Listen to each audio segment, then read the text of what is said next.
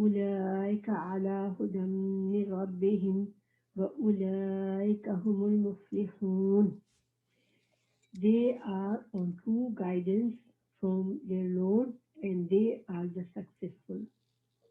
So here Allah subhanahu wa ta'ala, after explaining some qualities of a muttaqi person, Allah subhanahu wa ta'ala is now saying that somebody has those qualities, then those are the people, they are on the right path and they are on the path of mm, the success, and these are the people who ultimately find the success. Now, does it mean? What does it mean? Okay, what does it mean that they are on the right path? These are the people who hold the right principles of faith, the faith that Allah has introduced to them. They hold these right principles of faith. Number one, they mold their actions according to them, and they keep away from sins. They try their best to live their lives by the do's and not to do whatever as Allah has told us in Quran and in Hadith. So they live their life, they abide by those rules and regulations. And they are not the believers just in name, but they practice what they believe. So if somebody does that, somebody lives in a life with this awareness that he's not just free in this world and he's not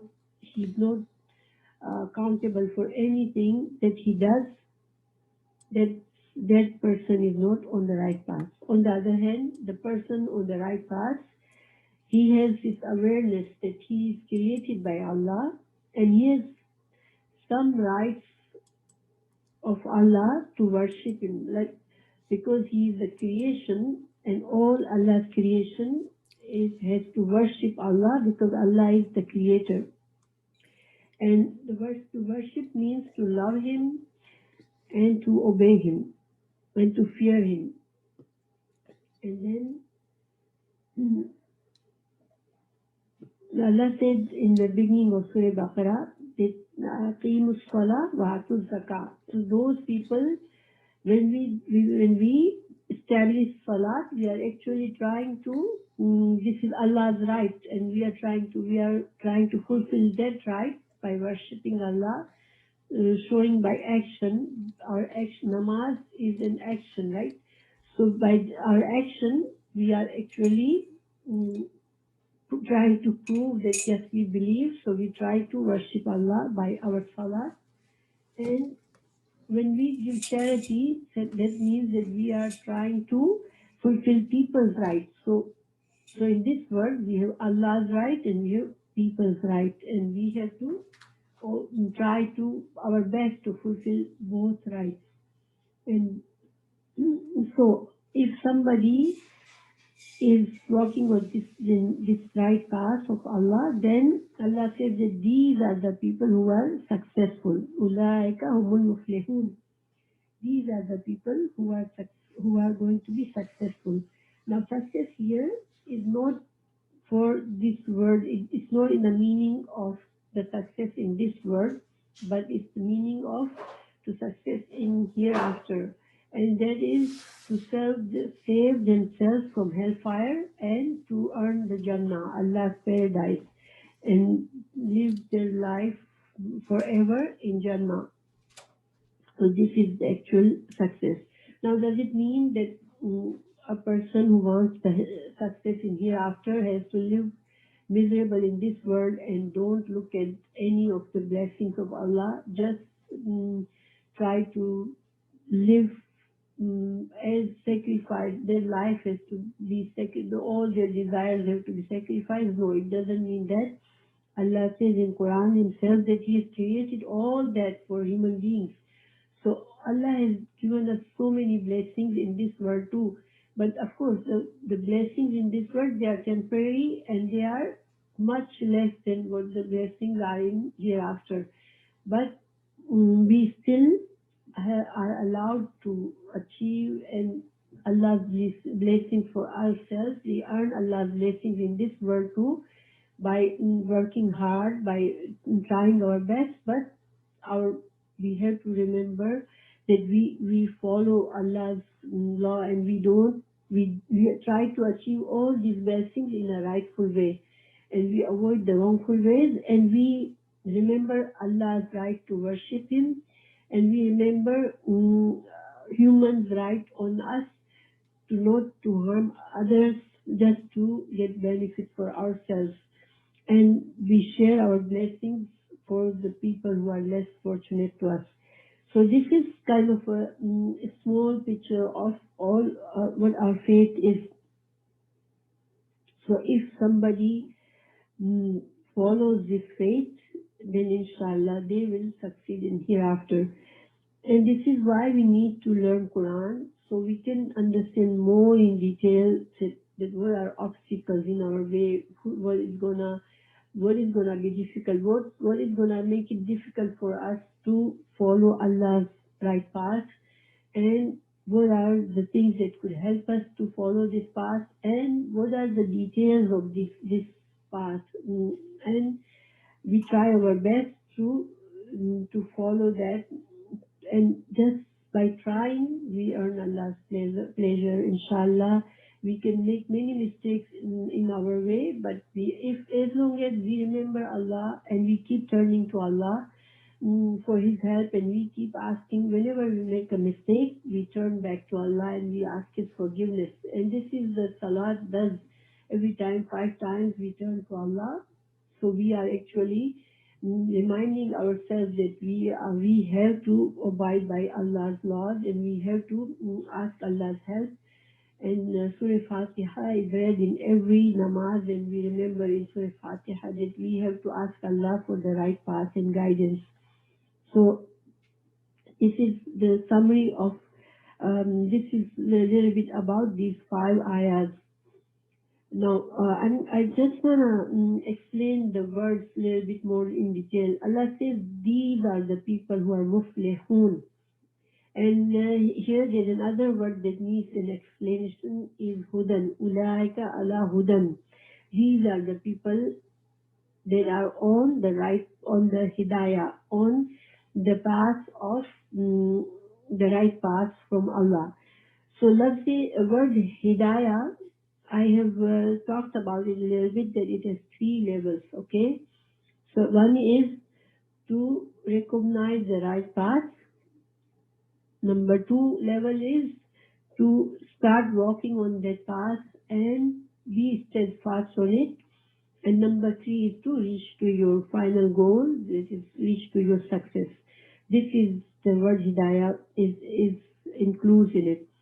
So when in Surah Fatiha we asked for hidayah, we were asking all these 3 things. We were asking Allah to show us the way and give us the ability to walk on this right path and to be steadfast on it, and to get to the final goal, the Jannah. We get the deliverance from hellfire. We save ourselves from hellfire, and we earn the Jannah in the hereafter. So now here the word of hidayah means when a person is muttaqi, the person has fear of Allah in his heart, and he tries his best to understand what is the Allah's way, what is the path that's gonna lead me to Allah's pleasure. So those people are actually on their way to success. So here the love word hidayah is the meaning. In the second 2 meanings of hidayah means that these are the person, they already know what is the right path of Allah. Now they are Allah gives them the ability to stay on this and walk on this path and be steadfast and get to Jannah, inshallah. And the second word, al-muflihun. Word muflih is fa lam ha. This is the root word of this word. And this fa la ha, this is a success, but what kind of success? This is the success that comes after hardship. Like in Arabic, the person who is a farmer is called mufleh. Why he's called fallah? Fallah is same root word. Why he's called fallah? Because farmer, he does hard work. First he levels the ground, then he digs it and he puts the seeds in the ground, then he waters his seeds, and then when it starts to grow, he protects it and he from all the weed and all the unwanted things around it, and then uh, l- keeps watering it and watching it carefully till it grows, and then he one day when it's grown fully, then he mm, actually gets his produce from this whole all hard work, and this produce gives him the provisions for his money, or the provisions to spend his life to use for his life. So this is why the mufleh, Allah subhanahu wa ta'ala used here the mufleh, means the path of Jannah is not very easy.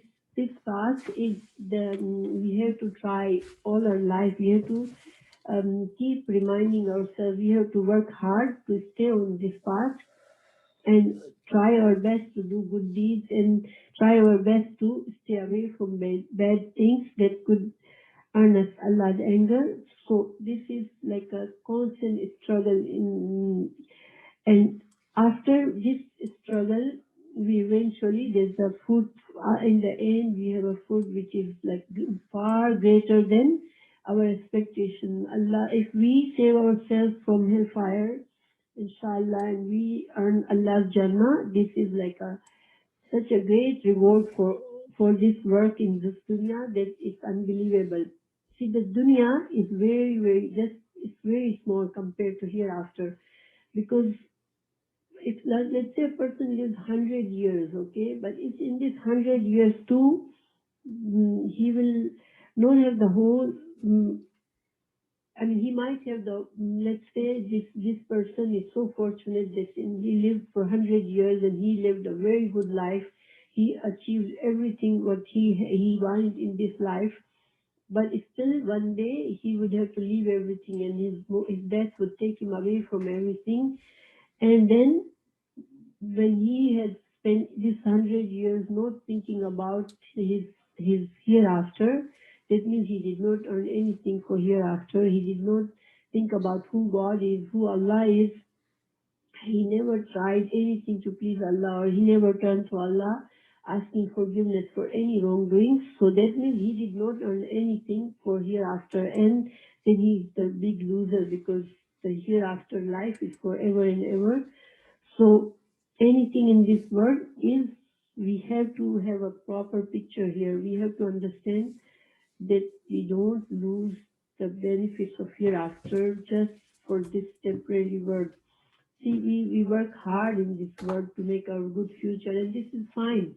A kid goes to school many years to become somebody, and we work after that, they do the job and they go through the struggle of being good at their job, and then eventually they get some earnings that they make the good life for themselves. But this is all fine. This is not forbidden for us. But if with all this struggle, all we think about is in this world, this is the greatest loss. So may Allah give us the guidance to open our hearts and we don't become those losers, and we try our best to earn the both for ourselves, the good of this world and good of hereafter. And in our way, sometimes some hurdles come to us in in in achieving the goals for us in this world. We don't end up doing something wrong that we lose the benefits of hereafter here. So try our best to gain all that is there are good things in this world, but not completely forget and don't lose the benefit of hereafter. Then we are mufleh. Then we are the successful people. May Allah make us into successful people, and may Allah open our hearts to understand I sometimes feel very limited to to explain things because of the English is not my language, and there's so much I feel in my heart that I could be said for these things, but I can only hope that may Allah, wherever I'm able, people are walking around one day and next day they are dead and they lost everything and they lost their chance in this world.